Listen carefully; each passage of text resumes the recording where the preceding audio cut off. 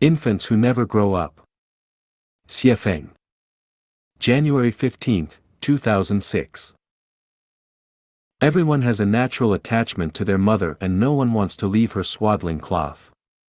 One can drink their mother's milk and feel safe in her arms, so one would ever want to leave their mother's side. However, those who never leave their mothers will never grow up, so if you are to grow up, you must do so.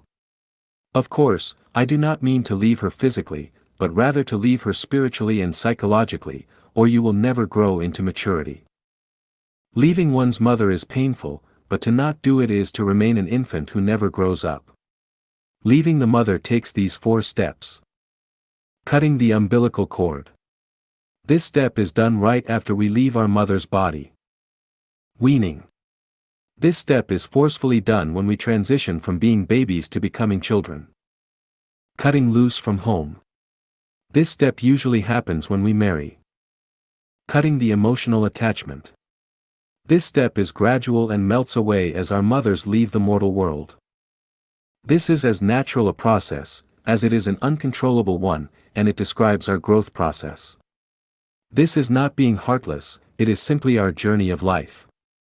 Many people have left their mothers in form, but not in essence. Their mother complex is transformed and demonstrated in other ways. When we were young, we thought that we could not survive without our mothers, and when we grew up, we felt that we could not endure without our states. People all over the world defend their states. National defense is designed to protect the mother state, and so military expenditures on national defense worldwide is alarming. This is an unnecessary waste. If people around the world had no states, civilization could ascend to a much higher level, but people are attached to their mother states, and no one wants to wean. The ideal of the absence of the state is not a fantasy, and if everyone were to become Chanyuan celestials, then states would naturally disappear and they would become historical memories. The more powerful and intrusive that states become, the more contradictions and conflicts that they inflict upon their people, the heavier that the burdens they place upon them always become. Therefore, the absence of the state is the ideal dream of the sages and saints of mankind. The role of religion is in fact the mother's role. The feelings of religious believers to their own religions are actually the subconscious reflections of infants' attachments to their mothers.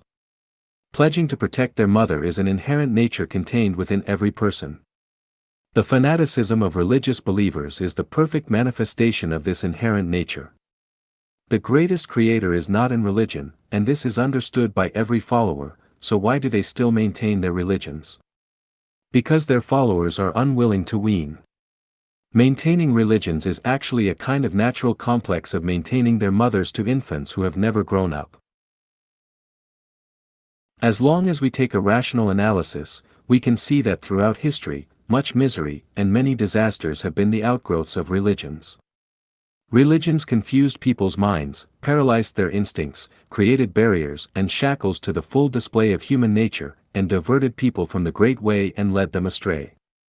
If religions are everywhere, then our minds can never be at peace, and disputes will continue. Therefore, the absence of religion is the desired dream of the sages and saints of mankind.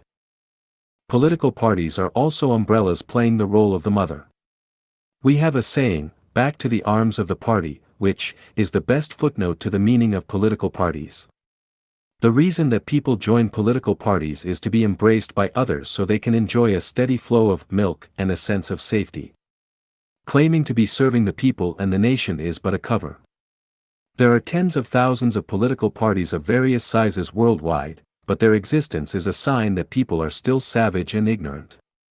The power struggles between political parties have always flashed with knives and swords for life and death. Superficially, it is for democracy, but actually it is to inflate their mother complexes.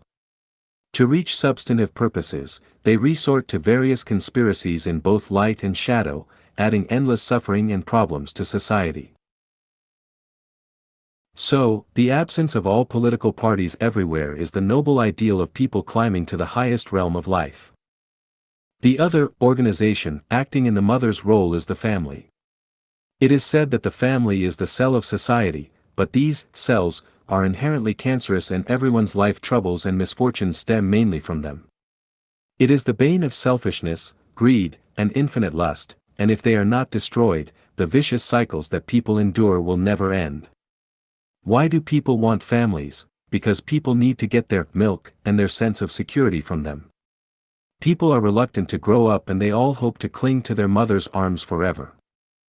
States, religions, political parties, and families take on the roles of mothers, and as long as we still cling to them, we can only be described as infants who have never grown up. New era consciousness requires people to step out of infancy because those who cannot think outside the infant's crib have no road to heaven. Before the birth of Lifechanyuan, the existence of states, religions, political parties, and families was justified, but now their presence is irrational.